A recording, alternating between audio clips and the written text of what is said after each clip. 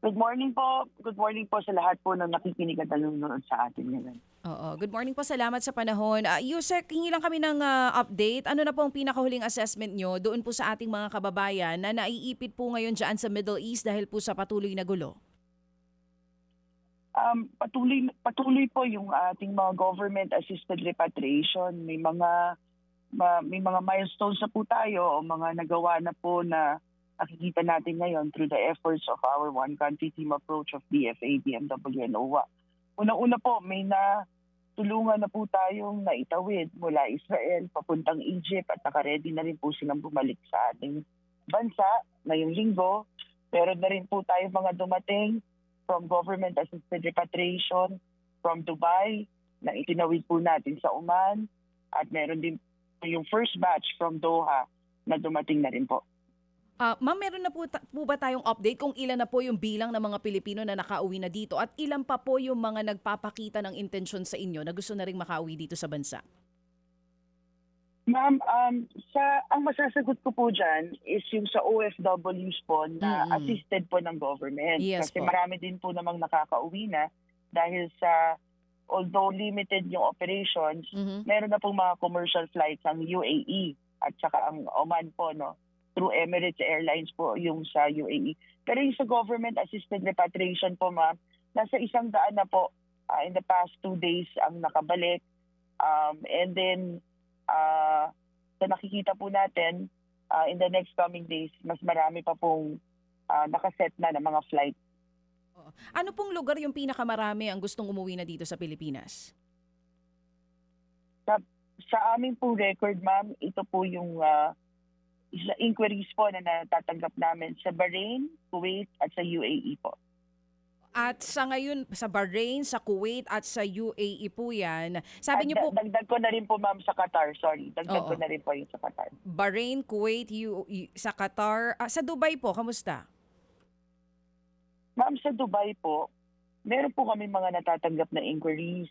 Pero ma'am, actually, yung sa dalawang government-assisted flights, ma'am, on the way to the airport, ma'am, no, pag sinusundo na namin po sila, may ilan po, ma'am, na umaatras, nag-o-opt to stay, kahit po na-arrange na namin yung kanilang land border crossing at saka yung kanilang ticket. Ang dahilan po, ma'am, marami po doon sa mga nag-inquire sa mga kababayan natin para po magbabaka sakali lang na either, ma'am, number 1, gusto nilang magreserba daw ng slot sakaling gusto na nila.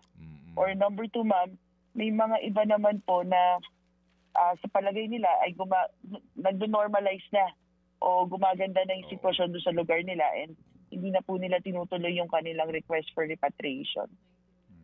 Opo. Oo. Ma'am, yung pong sinasabi niyo ng mga flights, ito po ay regular commercial flights po, ma'am? Manong Ted, sa ngayon po, I would say the word na po, nakikipag-agawan po tayo sa slots sa mga commercial flights available. Yung kagabi po, past midnight, na dumating po na Qatar flight, yan po yung unang batch po na gumamit ng commercial flight from Doha. Around, ano po ang dumating, around 32 po ang inassist ng gobyerno. Nabigyan po kasi tayo ng 32 slots po dun sa commercial flight. Opo. Pero tayo rin po, na-anunsyo na rin po ng ating mahal na Pangulo at ng Secretary Hans, ang OWA po ay nag-arrange na rin ng charter flights para po sa ating mga kababayan. Most especially po doon sa mga lugar, Manong Ted, DJ Chacha, na wala pang commercial flight. So this is Bahrain, Kuwait, at limitado naman po sa Qatar, so sinama na rin po natin yung Qatar. Opo. Ma'am, I will help you explain para matulungan ko kayo kahit papaano, pampalubag loob lamang Maraming po sa salamat po. sa sakripisyo po ninyo. Ganito mga kapatid, kasi ngayon, itong mga airlines na ito, dahil po sa nangyari nga, so marami silang mga pasahero nila mismo hindi OFW, na na-stranded o kaya po maghahabol sila sa flights nila para to recover yung mga pasaherong apektado. So ang mga flights na ito, without the OFWs, puno-punuan na yan. So ginagawa ng gobyerno, nakikipag-usap sila sa airline, bigyan nyo naman kami ng slot para sa mga Pilipino. Yan po ang hirap ngayon ng gobyerno at ng OWA in fairness sa kanila. Di ho ba yan ang inyong sitwasyon, ma'am? Yes po, Manong Ted. Madagdag ko rin po, Manong Ted. Yung pong naririnig nila na tinatawid namin sa border kasi papunta po sa mas, I would say, mas safe po na airport, ina-applyan pa rin po namin yan ng tinatawag na exit visa, Manong Ted. Kasi majority po is not, malaking porsyento po talaga ng ating mga kababayan sa Middle East ay tinatawag nating contract worker or nandun po sila dahil employed po sila. And marami po sa bansa sa Middle East na bago po lumabas ay kailangan pong i-clear ng bansang iyon. Minsan po kailangan pa ng exit visa. Yan din po ay inaayos ng gobyerno. Opo, ganun po yan. Ganun po, hindi ito ganun po kasimple. Kaya nga po kapag may Pilipino na kinikilala po natin ang kanilang kontribusyon sa ating pong bayan at ekonomiya na gustong umuwi dahil po sa pangamba, hahanapan pa siya ng pagkakataon o paraan kung saan siya isasakay kung sakasakali. So, yun po yung komplikasyon sa trabaho po ngayon ng OWA. So sa ngayon, ma'am, sa actual po ninyo na bilang, ilan po ang nasa waitlist ninyo? Sa aling mga bansa ang isisingit ninyo, sa along mga airlines po ito? Wala bang biyahe ampal ngayon mismo? Wala po, Manong Ted.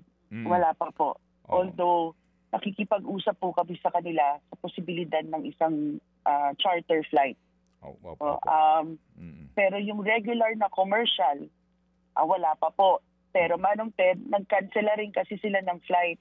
So yung pag nag-resume sila, sabi nyo nga po, syempre po uunahin nila yung kanilang mga pasahero na kinancelan po nila ng flight noong mga unang araw nitong nangyaring conflict po dito sa gitnang silangan. Oo, kasi kung yung scheduled na flight, Chacha, mga kapatid, ay puno na, napuno na ito, di ba? Okay, na-cancel ito. Tapos may lilipad na, sa schedule na flight na yon, puno na rin.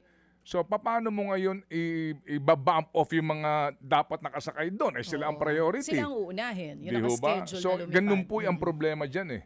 So, dito nga po papasok na yung diplomasya na pakiusapan. So, again, ma'am, ilan po ang nasa waitlist ngayon sa mga anong mga bansa at ano ho ang mga airlines na inyong pinakiusapan?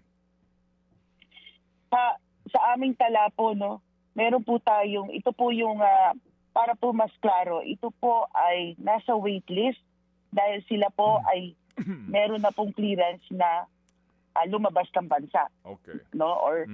Okay. So ito po yung may mga exit clearances or may exit visa na po. Sa tala po namin ay nasa 380 po ito.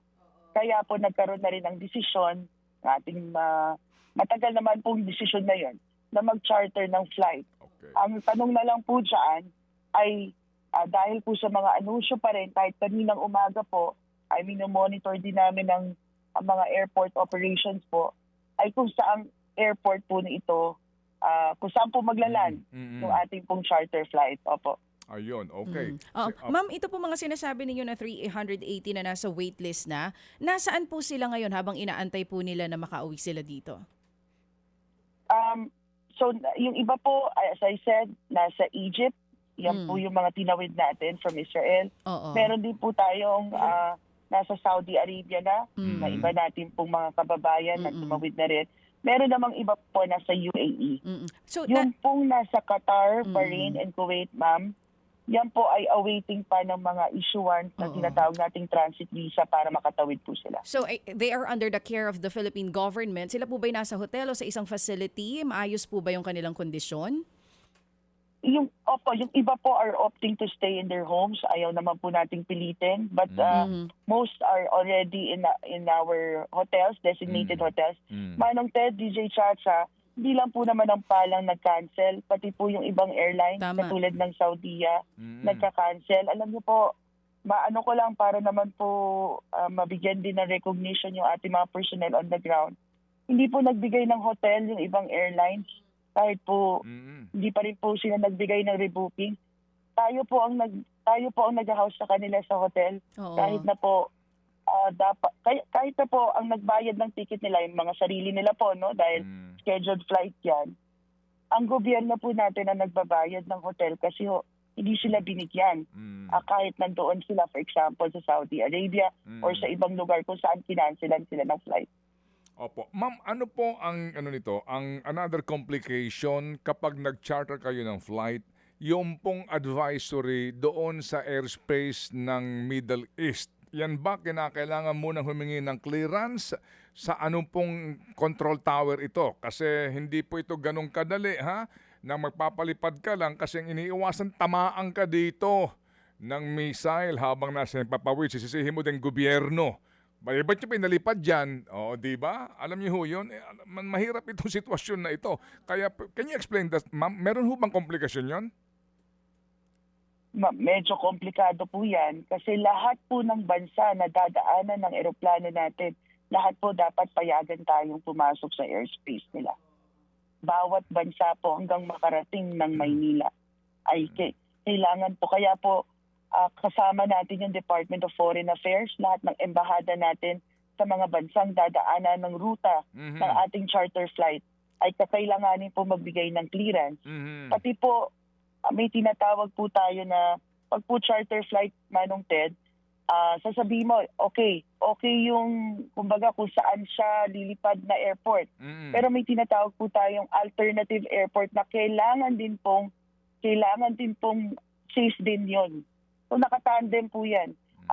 Alam ko medyo talagang tunog komplikado at technical, pero ito po may mga eksperto na tayo po sa field na matatagal na hong nagre-repat, Manong Ted. Opo. Iba-ibang digmaan na. At yan po ay sila po ang nasa on the ground natin. At sinisigurado po nila na safe at may permits po tayo. Kumbaga may clearances tayo. Kaya yung initial period po nung may mga nai-report na over the weekend, yan po ang gusto natin pinopropose. Pero dahil nga po, Manong Ted, sa sitwasyon na hindi naman natin kontrolado yung seguridad sa region, ma'am sir, ng ay pa po yan, pwede pong ma-pushback ng konti pag hindi po tayo cleared lumipad. Opo.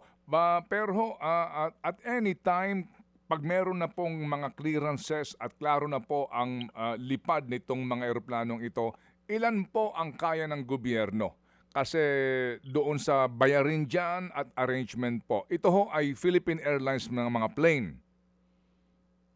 Sa OWA po, sa ngayon, sa Philippine Airlines, meron pa rin po ang pag-usap ang BMW sa ibang airlines. So, lahat po kinakausap natin para po mas marami tayong masakay. On the average, Manong Ted, DJ Chacha, 300, I would say 320 to 340 po ang capacity. Ng eroplano, no? O na gusto niyong kunin. Ng eroplano po. Opo. Sige, opo. Ma'am, ito lang po ako'y nagpapasintabi. Ano ba ang kaibahan kung pandemic, COVID-19 pandemic, at magpapalipad ka ng chartered plane sa panahon na may gera doon sa mga lugar na gusto mong papuntahan ng chartered plane? Siguro dalawang salita lang po, missile saka drone.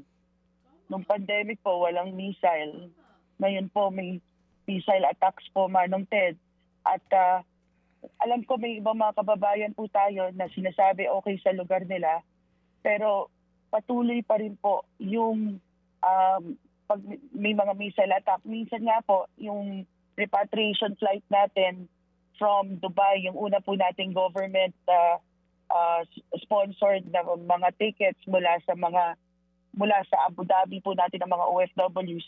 Pagpasok po nila ng airport ng Dubai, yun po yung may pumutok sa labas po ng airport at naantala yung flight ng halos 9 na oras. So, totoo po na may ganitong mga atake ngayon. Iba po ang sitwasyon ngayon, I would say, kaysa nung pandemic. Kasi nung pandemic po, si Secretary Kakdak po nun, Manong Ted, ang administrator ng OWA, yung po naman, ang protocol doon ay basta po hindi po positive sa COVID ang papasok sa eroplano. So there were protocols for health. Ito po ay security protocols ang sinusunod po natin para po sa safety ng ating mga kababayan. Opo. Ma'am, yung pong usapin ng matagal sumagot sa telepono, sa mga panahong ito na meron kayong mga hotline at hindi po sumasagot kaagad, ito ho ba yung mga call center kung tawagin po o paano ho bang operasyon ng inyong mga hotline? Yung sa OWA po, Manong Ted, matagal na ho yan. Yung 1348 at saka po yung mga teleponong binibigay ng OWA. Meron po tayong call center dito sa Pilipinas. Ngayon po, more than 30 po na mga call center agents. 24/7 po yan, Manong Ted. Sila rin po ang humahawak at sumasagot sa email po ng OWA, yung OWA Cares at owa.gov.ph at yung tulong at owa.gov.ph. Ang nagiging problema po, so ito po sa pananaw ko, yung ating pong mga kababayan, pag meron na nga pong atake, tumatawag po dun sa embassy hotline. Yung mas malapit po sa kanila. Pag po minsan pong sabay-sabay yung tawag o kaya naman po ay nasa kalagitnaan ng atake, Manong Ted, nandun po sila sa bomb shelter o kaya naman po ay kumbaga na nagpo-follow din ng protocol. Pero pinagsabihan na rin po ng mga head of agencies, ng mga secretaries. Ako rin po, ang mga tauhan natin to make sure na kung hindi nila masasagot, is to return the call immediately. Kasi nga po, may mga kababayan tayo. Actually, Manong Ted, naiintindihan naman po namin sa OWA na yung anxiety ng ating mga kababayan. Kaya nakamonitor po talaga kami doon sa mga tawag. And pag po may nagpo-post na hindi namin sila nasagot or hindi nasagot ng embahada, yan po ay agad-agad pinapatawagan namin. So nagdagdag pa po tayo ngayon ng channel. Ito po yung sa eGov app mismo, Manong Ted, pwede na silang mag-request for repatriation or assistance. Yan po rin ay diretso sa OWA call center dito sa Maynila. Opo. Meron ho bang sapat na training ang inyong mga tauhan na sumasagot sa mga teleponong yan to absorb yung pong anxiety and yung anger ng mga tumatawag? Kasi ma'am, ano ho yan? Alam nyo, kapag ho kasi nabubugbog ka na rin, di ba, ng kung ano-anong reklamo, minsan din po, may hangganan din po yung tao. At totoo po yun, Manong Ted, tao lang, sabi nila. Opo, sapat na training. Actually, we have a partnership with the National Center for Mental Health. And ito pong mga, I can speak for for the OWA call center natin ng mga ahente.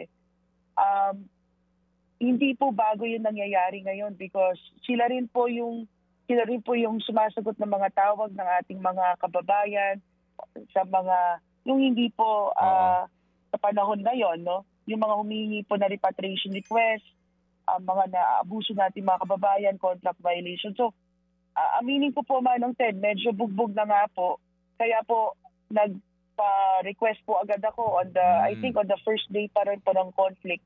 Napayagan kami ng DBM for emergency hiring. At pinayagan naman po kami at ngayon po patuloy kami sa hiring kasi para naman po magkaroon ng karelyebo, Manong Ted, yung ating mga humaharap or frontliners po para sa ating mga OFWs. Opo, alam niyo ho, ako naintindihan ko itong ganitong sitwasyon na sa dami ho ng tumatawag, hindi ho natin maaaring maliitin yung pangamba ng OFW, yung kanila pong kagustuhan agad-agad na masagot sila. Definitely po, tayong lahat, kahit lumagay ka sa kanilang sitwasyon, gusto mo pagtawag mo, may sumagot ka agad at mapakinggan ka. Pero sa panahon naman na sabay-sabay yung tawag, yung answering machine ang sasagot sa iyo, and definitely po dito, kinakailangan yung handling doon sa taong galit na kakausapin mo. Dapat ho talagang may sapat na training yan. Kaya po, sa mga panahong ito, naunawaan po namin ang sitwasyon ng OFWs at ng inyo pong hanay dyan sa OWA. Ma'am, doon po sa mga embahada, ano po ang sabi ng DFA sa inyo? Sino ho ba ang in charge po naman doon? Kasi baka naman ang problema din, doon sa embahada, dadalawa lang ang telepono, tapos ang sasagot po ilang tao lang. Baka ganun din po nangyayari, kaya nagkakaroon po sila ng mga hindi maganda na pong reaksyon. Opo, halos sa araw-araw po kami magkakausap ng mga ambassadors at of course ang leadership ng DFA dito sa Maynila. Kaya po, kami po naghahalindinan. Kaya nga po ini-invite ko yung ating mga kababayan. Imbitahan ko sila kung hindi nila makontak yung sa embahada, Manong Ted. Tawagan na lang po nila kami sa OWA. Kasi pareho lang din naman po yung action noon. Pareho rin pong database papasukan. Pareho rin pong mga tao.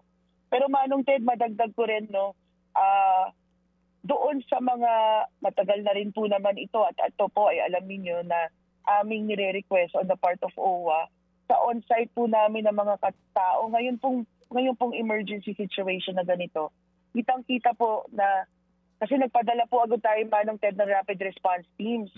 Kasi kulang din talaga yung tao. Sa kunwari po sa Barin, 54,000 po ang ano natin dyan, kababayan. Ang OWA personnel po dyan, 2 lang. So kailangan ko pong dagdagan yan ng rapid response. Kasi 2 lang po yung, kumbaga, pwede nating ipadala doon from OWA. So itong mga bagay na ito na matagal na natin ding pinupush, ngayon po, makikita natin yung importance nang kailangan may tao talaga on the ground.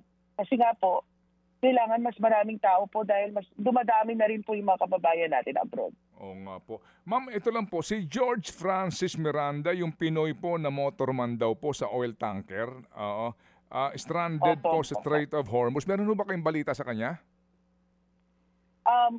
Kausap po natin yung kanyang misis, Manong Ted. Nagpunta na rin po ang ating regional office po, both DMW, OWA, noong una pa lang pong nabalitaan natin yung sitwasyon. Nandun pa rin po, officially, nandun pa rin po sa search and rescue phase. No? Pero kami po ay nakikipag-ugnayan na through the DMW po, doon sa mga otoridad sa Oman po at sa UAE. Kami naman po sa OWA, ang nakatoka po sa amin, ay alalayan yung pamilya po. At yan po ang ginagawa po natin ngayon. Okay. And then, ano ho yan, ma'am? Kasi Strait of Hormuz pinag-uusapan natin dito. Opo. Gaano kahirap ngayon yan? Kasi hindi ka naman pwedeng magpadala siguro ng rescue ngayon doon. Hindi po. Kaya po, with Omani authorities po, ang coordination, sila po ang gumagawa niyan. Manong Ted, very po talaga eh. Kung nakikita nyo, Strait of Hormuz, dito sa mga iba't ibang bansa, talagang ibang klase itong sitwasyon ngayon.